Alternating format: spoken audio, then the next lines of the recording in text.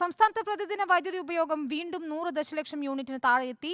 97.09 ദശലക്ഷം യൂണിറ്റാണ് ഇന്നലത്തെ ആകെ ഉപയോഗം. പീക്ക് ആവശ്യകത 5000 മെഗാവാട്ടിന് മുകളിൽ തുടരുകയാണ്. സുനിഷ അയ്യലൂർ നൽകും വിവരങ്ങൾ. സുനിഷ, വേനൽ മഴയൊക്കെ പെയ്തതോടെ നേരിയ ഒരു ആശ്വാസം വൈദ്യുത ഉപഭോഗത്തിൽ ഉണ്ടായിരിക്കുന്നു എന്ന് വേണമോ മനസ്സിലാക്കാൻ?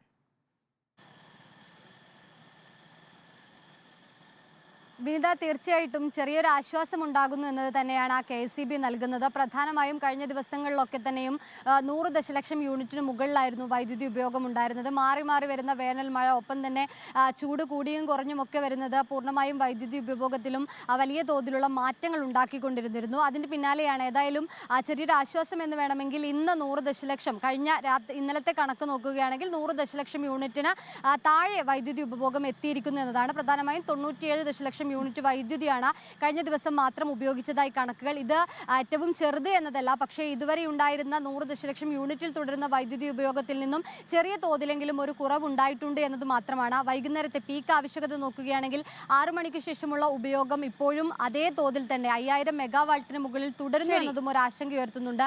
നേരത്തെ തന്നെ ഈ സമയങ്ങളിലെ വൈദ്യുതി ഉപയോഗത്തിൽ കൃത്യമായ ഒരു ജാഗ്രത പുലർത്തണമെന്നൊരു നിർദ്ദേശം നൽകിയിരുന്നു. ഏതായാലും ഇനിയും ചൂട് കൂടുന്ന പശ്ചാത്തലത്തിൽ ഇത്തരത്തിൽ വൈദ്യുതി ഉപയോഗം കൂടുമോ അല്ലെങ്കിൽ പീക്ക് ആവശ്യകതയിലെ ഉപയോഗം കൂടുമോ എന്നൊരു ആശങ്ക കൂടി KSEBക്ക് ഉണ്ട്. ഏതായാലും താൽക്കാലിക ആശ്വാസം ഉണ്ടായിരിക്കുന്നു വൈദ്യുതി ഉപയോഗത്തിൽ എന്നാണ് സുനിഷ അയ്യലൂർ റിപ്പോർട്ട് ചെയ്യുന്നത്. വളരെ പ്രധാന